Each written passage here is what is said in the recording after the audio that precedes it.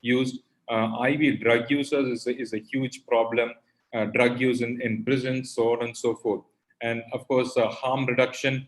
And the most importantly, Hep B and Hep C testing. And now, earlier, they did suggest that only the high-risk population need to be tested. But now the recommendation is that everyone should be tested. And if they are tested negative, vaccinated for hepatitis B. Of course, there is no vaccine for hepatitis C. I'm sure all of you are aware that hepatitis C can be cured these days. The last 2-3 days, there's some amazing antivirals which are available, and if you just take it for about 12 weeks, the virus completely eliminates, and they are completely cured of hepatitis B. You should be aware that hepatitis B cannot be cured. Hepatitis B can be treated. The virus can be suppressed, but you can never become HBsAg negative, while hepatitis C can be completely cured with the antivirals that are available these days. So are we really on progress? Are we really on target to achieve these 2030 goals? Unfortunately, no is the answer. Having said that, we did achieve something though. If you see these graphs, definitely there's a downward dip in the HPV prevalence, in the number of deaths, and in the number of new infections. But and we are in the year 2021, and if you see 2030, it's going to be a steep fall. And for us to get to that steep fall and eliminate viral hepatitis as a major threat is going to be a huge task ahead. So lots of interventions are required. So what are based on those core interventions, this graph tells us where we are today. This blue tells us what has been achieved, and the gray tells us what is yet to be achieved. So hepatitis B vaccination has been reasonably achieved, at least in our country.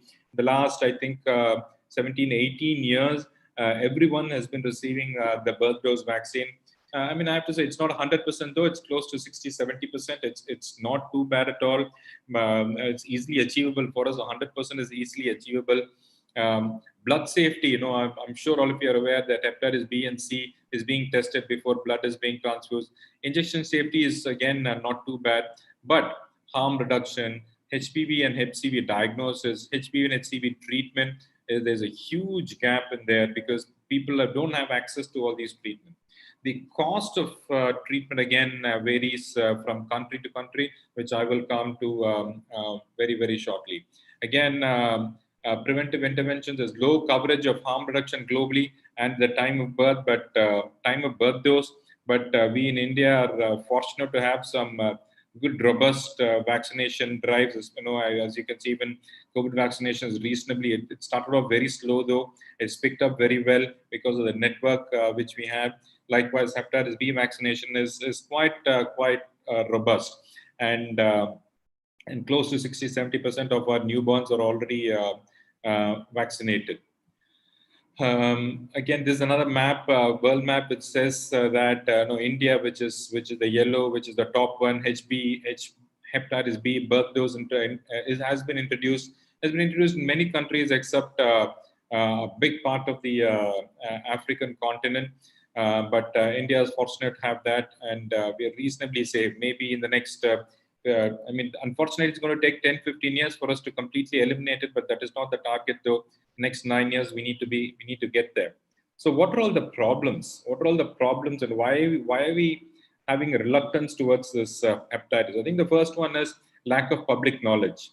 The public think that there's nothing called hepatitis. It really does not exist. Even today, people who get jaundice would go to a quack or some native guy and have some herbal medicine and thinks it is sorted out. They just don't get bothered to go test it to see whether it is alcohol related or fatty liver disease related or hepatitis related. The sorry state of affairs is that there is lack of awareness among professionals. Even today, doctors from the rural think that hepatitis, there's no antivirals for hepatitis B, there is no antivirals for hepatitis C. Even today, in the rurals again, before there any procedures, be it cesarean or be it any surgical procedures, dental procedures, they do not routinely test for hepatitis B and C, which is, which has to be condemned, which has to be made mandatory, that everyone should be treated and tested for hepatitis B and C, like you're going to test your, your BTCT, CBC, RFT, so on and so forth. Of course, huge issue is lack of accessible, easily accessible testing. When you do a Hep B or Hep C testing, people ask us, why are you doing this? Why are you adding cost to our inflated bill already? It's so difficult to explain to them, as to why these tests are important. Time and again in the peripheries or in the rurals, I've seen families split up because they are hepatitis B or C positive. They think that it is a contagious disease and it's going to spread from person to person. And I've seen husbands being thrown out of the villages, husbands, wives being thrown out of the families because they've been tested for Hep B and Hep C positive. And of course, treatment is expensive today. The average treatment for hepatitis B antiviral per month is going to cost you about 1,000 to 1,500 rupees, while a treatment for hepatitis C is going to cost you on average about 10,000 rupees per month.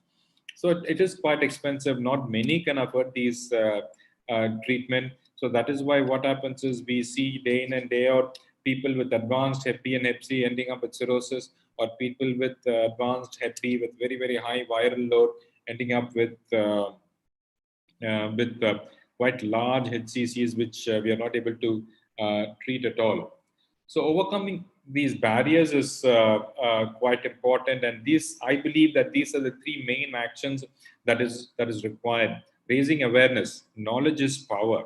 Unless we know that what are the problems with hepatitis, unless we know that hepatitis is going to cause cirrhosis, unless we know that hepatitis B or C is going to cause liver cancer, unless we know that hepatitis A and E is going to cause acute liver failure or can cause acute liver failure and has to be treated as and when you get jaundice, we will never get to the elimination stage.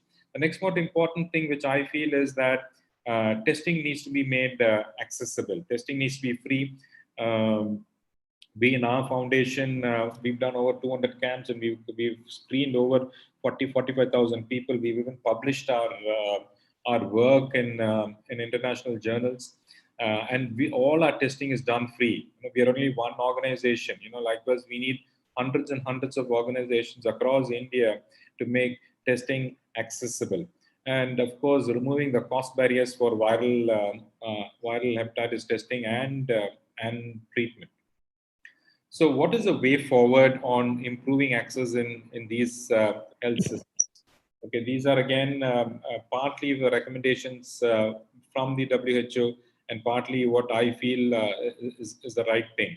I think that screening for hepatitis B and hepatitis C should be made mandatory across every hospital.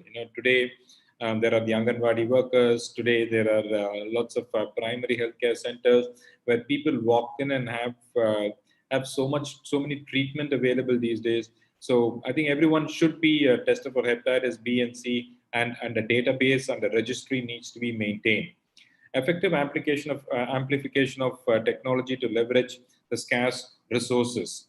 So which is point of care testing. For example, hepatitis HCV. If someone's found with hepatitis C or a HCV antibody is positive, then the next step what you do is you have to check your HCV RNA levels. Not every lab is equipped to test HCV RNA levels, but today technology is advanced where you can have point of care testing. You can have mobile units where you can set up small handheld machines, which is going to exactly tell you what is the RNA levels, quantitative analysis within minutes. So such technology is available across the world, and we have to bring it to our country to help in elimination and identification of these diseases. Treatment of hepatitis B and C needs to expand beyond the tertiary care settings. Again, only the high-end hospitals, the big hospitals, have access to hepatitis B and hepatitis C drugs, I think that should go. Every hospital should be provided with antivirals, and pay people, because it's easy. It's not earlier when hepatitis C was there, before the antivirals came, and you have to have your peg interferons and steroids and so on and so forth. But now it's a simple tablet, one tablet a day, for 3 months, and your virus is completely eliminated. Of course, hepatitis B is slightly tricky. Of course, the tablets, again, the antivirals are very good. Today, we use as a standard tenofovir alphanamide, which is 25 milligrams, one tablet a day. But when do you start and when do you stop is always a question. But it's only a phone call. You can call a gastroenterologist or call a hepatologist, or someone, and find out really how long treatment is required. It's slightly tricky, but at least the treatment should be started. And what is important is the need for effective referral mechanism. In India, the healthcare is slightly skewed. There's a huge divide between private healthcare and public healthcare. And unlike in most of the Western world, NHS, UK NHS, where I was trained, there is an amazing referral pattern. The diabetic patient will be seen by a diabetologist, and a liver patient will be seen by a hepatologist. There is a referral pattern in place across the country. It's going to be a big ask in our country, because the system of private and public healthcare is completely divided. But nevertheless, some bridge needs to happen between, because most of the rural people, or the poor people, or the people under the socioeconomic status, go to the public healthcare. The small hospitals in small villages and small taluks, where access is not there. So somewhere this referral mechanism needs to start. And of course, high cost of drugs, it's not applicable in India. Earlier, when the hepatitis C antiviral was introduced about 7-8 years ago, each tablet in the United States costed $1,000. One tablet cost $1,000. But of course, there was a big hue and cry. Cost has come down tremendously, but definitely, but it's not as cheap as what is found in India. In India, for some reason, the government allowed generics, and then about 2-3 years ago, there were about 25 different companies manufacturing hepatitis C drugs. Of course, today it's trickled down to close to 10 companies. They are good drugs, effective drugs, but the cost, again, of course, maybe for you and me, for 10,000 rupees a month may not be a big issue, but certainly for a lot of people, 10,000 rupees a month is a huge issue. Of course, in Tamil Nadu, I don't know how many students are there in Tamil Nadu in this meeting. There is a Chief Minister's health insurance scheme where the treatment can be given completely free of cost. A treatment for hepatitis B lifelong or hepatitis C for 3 months can be given completely free of cost, provided you are a resident of Tamil Nadu. While many parts, I know, they don't have access to such facility, and funding is again a huge issue. So how do we improve access in healthcare? Again, see, these are some of my thoughts. We believe that decentralizing testing and treatment is important. As I said earlier, hepatitis B and C testing is now only with peripheral tertiary referral centers. Not every hospital tests for hepatitis B and C, but we've been pushing, as an organization, we've been pushing the government for testing everyone who walks into a PHC and get them registered, so that they don't need to get repeatedly tested. Mobile units, now the government has so many new schemes. We believe mobile units will do the trick. I think what we should do is push for NCDs plus such diseases like HIV, hepatitis, and STD testing. NCDs is non-communicable diseases. You can combine your diabetes, hypertension, and some basic testing along with your hepatitis, and a lot can be benefited, and it can do wonders with such mobile units.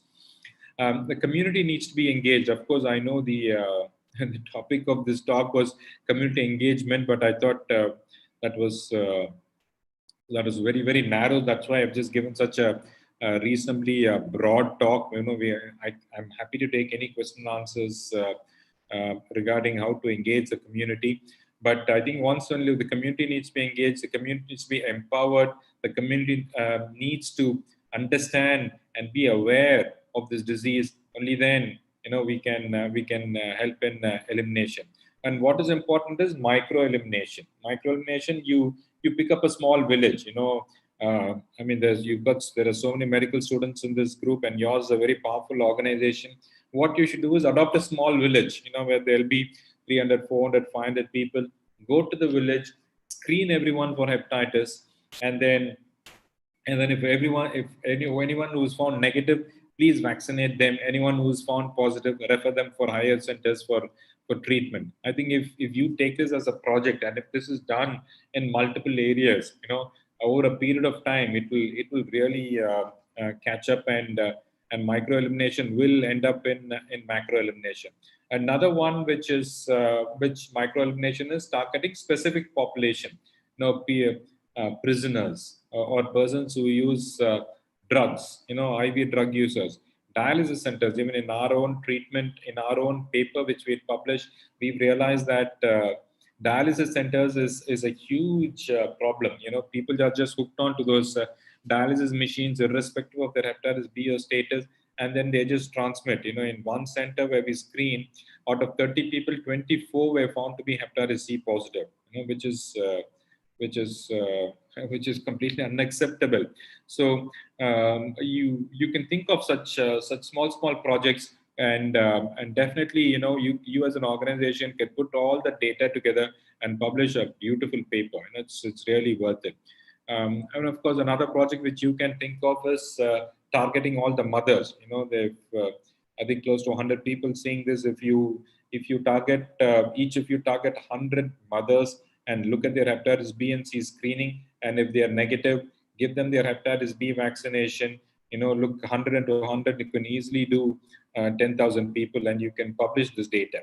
I think it's quite important that we need robust data collection and robust data publication. Only then people will know that such good work is being done. Prevention is better than cure. All of us know that. We do need good preventive strategies. Increasing the birth dose coverage. Again, in India, we have a very strong Anganwadi workers network. All we need to do is tap into that. These people go and check the mothers and the child nutrition level, so on and so forth. Get these Anganwadi workers, teach them how to test for hepatitis B. Today, there is a very, very simple card test. It takes few minutes to do a card test, and the results are available then and there. So you train these Anganwadi workers as to how to test and treat for hepatitis. Safe injections. Not many hospitals have got needle incinerators, so you can take up another project. Find some funding and distribute needle incinerators. Infection prevention and healthcare settings. So make sure that every patient who goes on for dental procedure or for any minor procedure or even an operating theater has got their hepatitis B and C tested. Increase hepatitis B vaccination.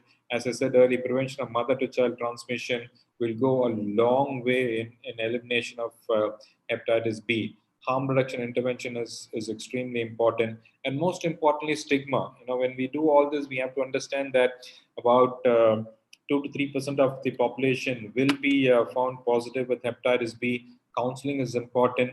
We have to tell them, this can be completely cured. This need not be transmitted sexually. There could have been a needle prick injury. The patient of the person could have had a tattoo with an infected needle, so on and so forth. So that education is important to the public before you start testing. So develop small pamphlets in the regional language and start distributing them. And that stigma goes off. We can go a long way in elimination. So the World Health Organization has certainly given us a lot of guidelines. The World Health Organization's main advisor is the World Hepatitis Alliance, of which we are a board member. and we get their advice, and we are a board member for the entire Southeast Asian region, and we advise the entire Southeast Asian region on elimination of hepatitis. And the movement is called No Hep. So whenever you do any activity related to hepatitis, I honestly don't want this to end in this just 1 hour lecture. All of you, please take up some projects. I will give you some examples of on how we can do all these things together. The movement is called No Hep, and this year the alliance, or the World Hepatitis Alliance, has given the the theme as Hep Can't Wait. If you go to their website, the World Hepatitis Day, you can have so many resources which you can download and use it on your social media. So tag No Hep all the time. Tag us, tag World Hepatitis Alliance, tag your own organization, so that people become aware, because it's important that, more and more people talk about this in social media, where the reach is tremendous. You can have various competitions. You can, I think, I don't know, with some other organization we did, and some painting competition, some debates, so on and so forth. You can organize as different kinds of things, to create awareness. These are some of the examples which we've done. We've done a fair bit of screening, as I was introduced. We've done close to 200 screenings across 15, 16 districts in Tamil Nadu. We've gone to not only the peripheries, corporate companies. We've gone to townships, where we collect all the students. So students become, children. The children become aware, and they teach their parents on viral hepatitis. The bottom three is indigenous population. These are the indigenous tribal people who go around tattooing people. So teach them why it is important to use sterile needles, and we even provided them with sterile kits. You can't go tell them, please don't do tattoos. That'll be disastrous. You'll become very unpopular. Rather than provide them with the sterile ones. Again, in the Western world, you'll be surprised that they don't take drugs. To the people with who take drugs, inject drugs, they say it's their right. If they want to have drugs, they can have their drugs. But what the alliance goes and tells them is, you can have your drugs, but please have it with your own syringe and a single syringe. So you can do such new activities which will help in creating awareness. Okay, these cards which we use are reasonably good quality cards. There are multiple in the market, but make sure you use good quality cards. I've given enough number of talks, both to the public and the doctors. I think capacity building is quite important. You have to educate the doctors on viral hepatitis. There are lots of material available these days. So what you should do is have small groups where you educate yourselves about hepatitis and make it a target to teach at least 10 people on hepatitis. Be aware that in India, hepatitis A and hepatitis E is also common, where it is waterborne. So you didn't tell them that, drink clean food, drink clean water. You can prevent hepatitis A and E. And all you have to tell them again is, jaundice is a symptom and not a disease by itself.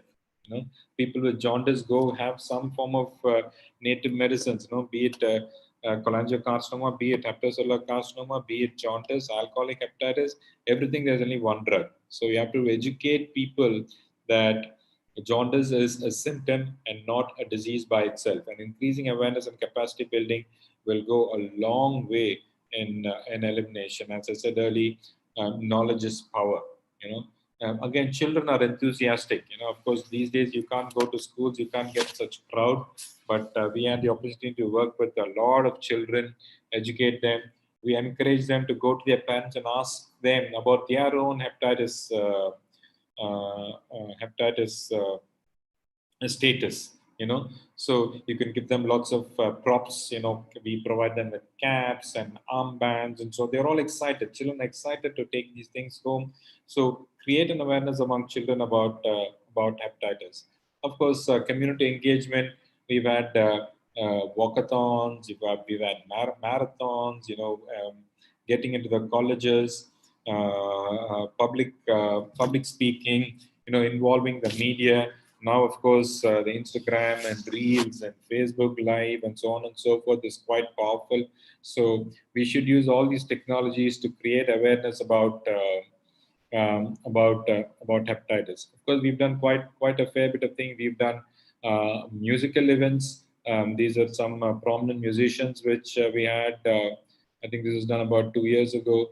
Walkathons in the beach. Of course, we are in a lovely beach in Chennai.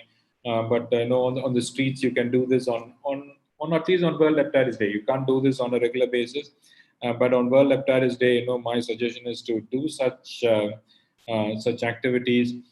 We've had tie-ups with various organizations. This is one university, and we are trying to develop apps and chatbots and so on and so forth. So technology is quite important, and as the WHO suggested, we have to take on the technology and disseminate the awareness about viral hepatitis.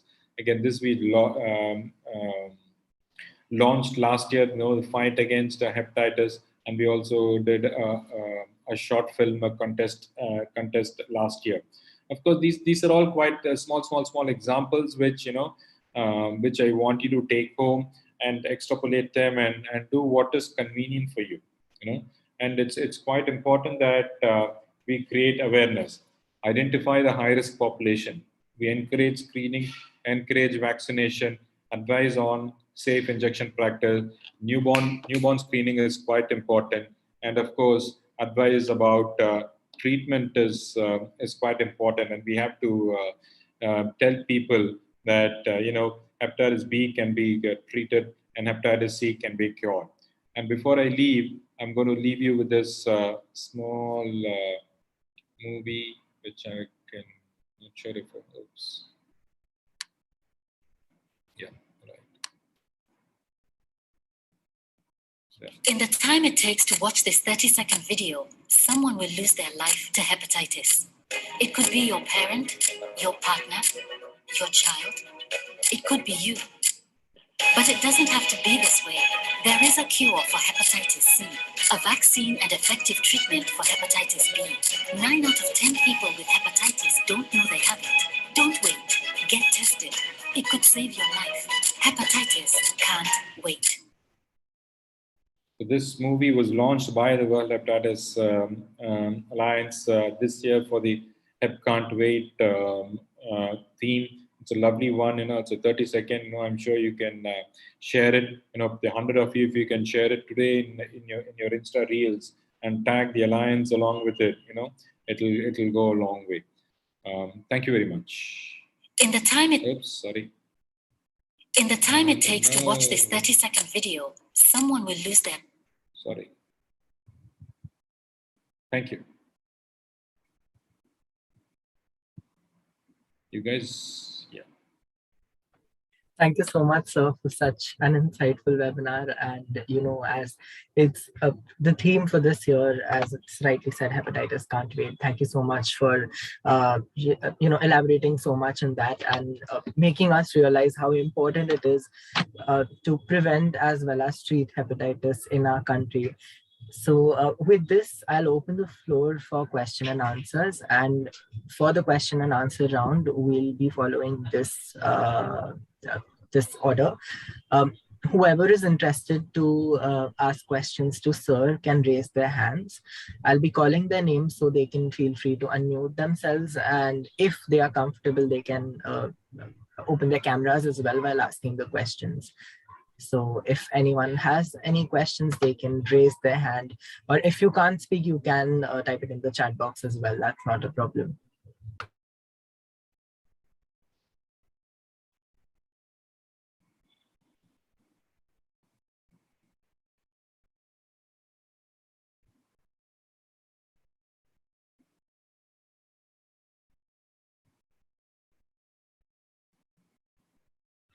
Okay, we have one question from Arjun. Yes, you may go ahead. Hello, like, am I audible? Yeah. Yes, you are. So, what are your views on, like, since in Tamil Nadu we have a local body election, what if we combine hepatitis B and local body election like together, like for screening or like testing? How would you do that? If suppose like in local areas where we feel like hepatitis B might or hepatitis might be more prevalent, Yeah. in that local body or that ward, what if we keep a set of doctors for screening, testing, so that we might bring more people? Yeah, that's it looks like a brilliant idea. Um, Tamil Nadu is slightly unique, where the DPH, which governs all these things, DPH is the Director of Public Health, and and of course across India. Of course, I did not mention a few things in my talk.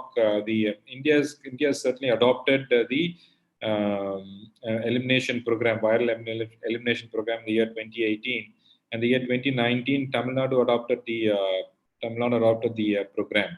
But of course, with the pandemic, everything stopped. So the DPH and the NHM is a national health mission. Both of them suggest as to what needs to be done as far as elimination is concerned. In Tamil Nadu, one of the problem is that no testing can be done in the community without the government's nod. Because they say if anything happens, then the government is responsible. So if the government allows all these things, certainly it can be done. Of course, as you rightly pointed out, yes, the crowd is going to come to one place, and it's easy for us to get tested. It certainly can be done, but it's going to be a huge problem because one is um, the crowd.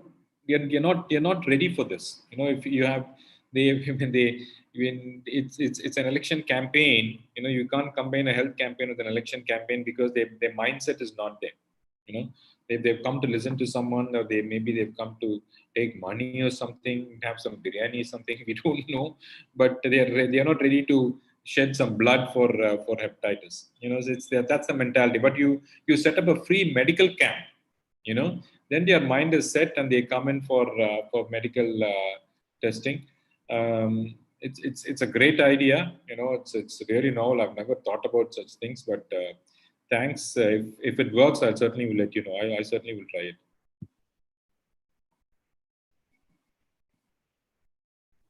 Thank you so much, sir. We have one question in the chat box which says, as there is intense vaccination drive going on in the country right now, do you think it would be complementary to bring in awareness about programs related to elimination of hepatitis as well?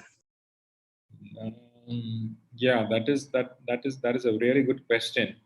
But the problem is people are already afraid of this COVID virus. Number one, number two, they're skeptical about vaccination itself. The vaccination is picked up, but certainly not up to the mark. No, as we would expect. And in between, if you say, "Oh, can we test yourself, or can we test you for hepatitis B and C?" and then if you're negative, we're going to give you another vaccine. It's not one vaccine. We're going to give you 3 doses: 0, 1, and 6. So people, I think, would be skeptical. In fact, this pandemic has really put this elimination drive up for a toss. And that is why the goals are now not being reached. It certainly is a great idea, but I feel the public would be reluctant to have another vaccine. So I in fact, for the World Hepatitis Day, I did offer a free vaccination hospital and a free vaccination drive in our place itself, in Chennai. So we had both COVID vaccine and a free vaccine. It's like buy one get one. You buy your COVID vaccine, you get your hepatitis B vaccine free of cost. But people wouldn't take it. You'll be surprised that even though I persuaded them, they said, no, sir. Even with one vaccine, I don't know what is the complication. How can I have 2 vaccines now? So that is the situation now. So my feeling is that this COVID needs to die down a bit more. for us to push hepatitis, but nevertheless we have to use this time effectively in the social media. Tell about, because people are aware about viruses now. Every Tom, Dick, and Harry knows about viruses. So we have to tell them there's nothing. There's not only COVID virus. There are so many other viruses, and the most important is hepatitis virus. Thank you so much, and I do second you with the fact that the generalized disbelief in vaccination of our community, especially during these current times, have not only hampered a bit of our current COVID vaccination drive, but it also tends to affect hepatitis elimination program as well. And social media is a very powerful tool which we can use now to spread awareness and to curb misinformation as well. We had a hand raised by Sushmita. So if you still want to ask a question, you can go ahead and do so.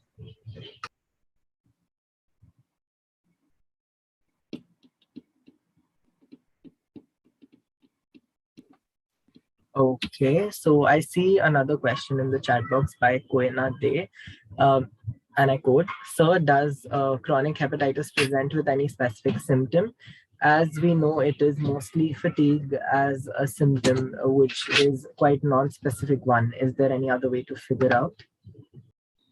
Right. So hepatitis B and C are chronic diseases.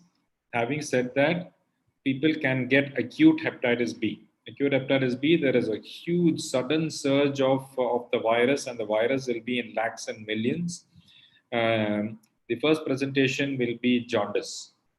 So jaundice will be the first one. Of course, all flu-like symptoms. It is a virus, so you'll have only flu-like symptoms.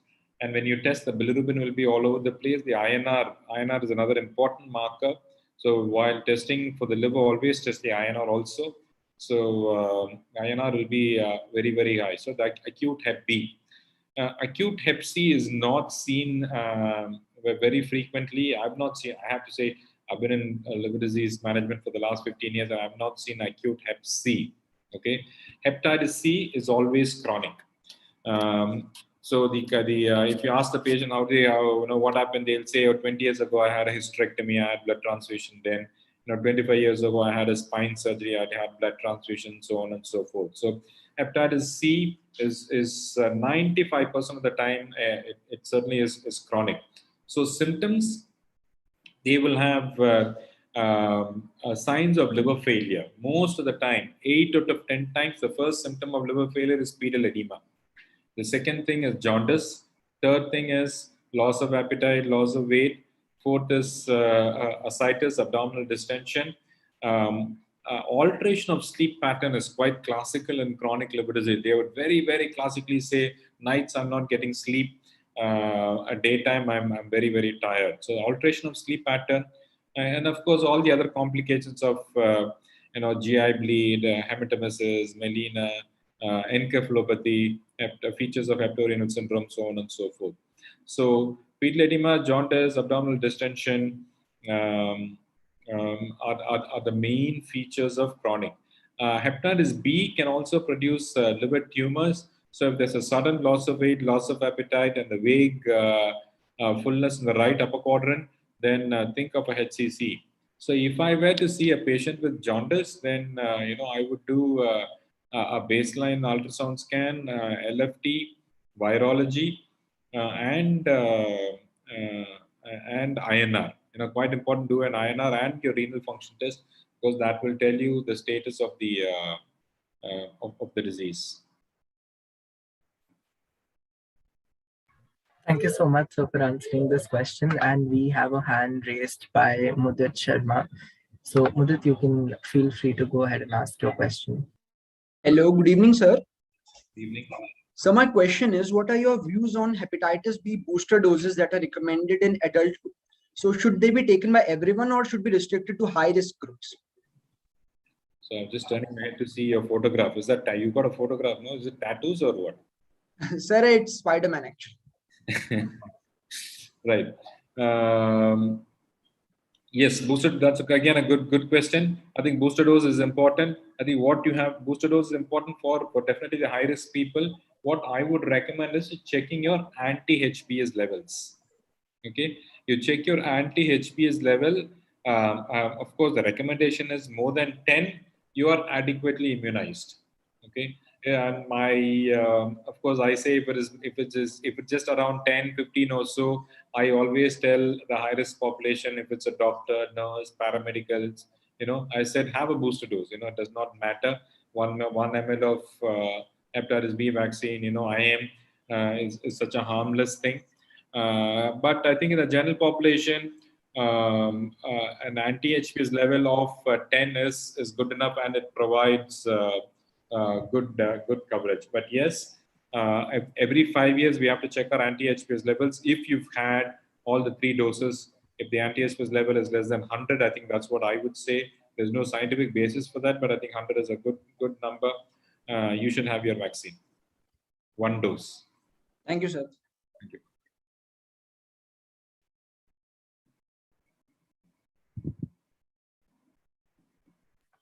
Thank you so much, sir. And we have one question in the chat box, and this will be the last question from our side.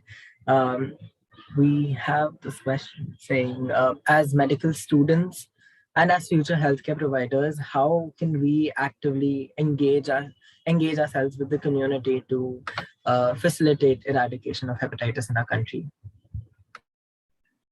Oh, that's. I think that's a lecture by itself. I don't want to bore you. I think I've bored you enough already. But first thing is, I think all of you need to be aware. That is quite important.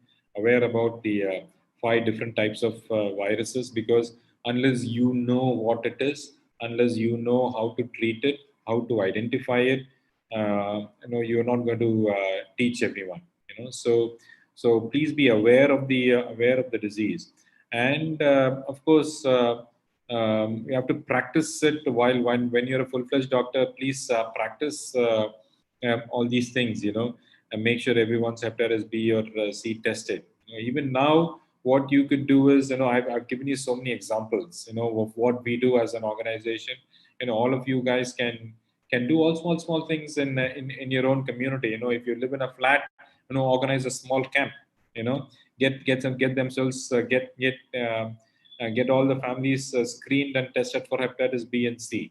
If you got the power, if you got to involve a Rotary, Rotary and Lions and all these organizations are good organizations today. A lot of money is being pumped into these organizations for viral hepatitis elimination. What you need to understand is the government is behind all this now. Government is going to take, once the COVID pandemic ends, the government has already formed a body for viral hepatitis elimination. And if you are keen, the government will definitely back organizations and back all the people who are actively involved in the community. So awareness is quite important. Screening is quite important, because unless you know who's positive, who's negative, the next stage is vaccination. And of course, if they're positive, they have to be treated. So there are various avenues, so many different things. I'm happy to discuss this in private. You can send me an email. I'm happy to discuss. I'm happy to share my number also. But my humble request is, get involved somewhere. Start somewhere. Please post something on social media on viral hepatitis. MSAI should take the lead and start doing activities not only on World Hepatitis Day, throughout the year. Now, one activity per month. Get your leaders to do some activity. Once only the leaders are strong and do something, people are going to follow. So I think it's quite important. We all become leaders and help in elimination of this deadly disease. Thank you so much, sir, for sharing your thoughts. And with this, we come to the conclusion of our webinar. And I'd like to take this opportunity to thank sir once again for taking out the time and joining us for this evening. And for the participants, thank you so much once again for joining us this evening and celebrating World Hepatitis Day with MSAI and Chennai Liver Foundation. I'll be sending the post-webinar feedback form right now in the Zoom chat, and the webinar room will be open for another 15 minutes so that you can fill in the form, and you can feel free to leave the webinar once you have filled the feedback form as well. Thanks a lot, everyone, for joining our webinar. Have a good night. Thank you. Thank you. Thanks so much. Thanks so much. Good night.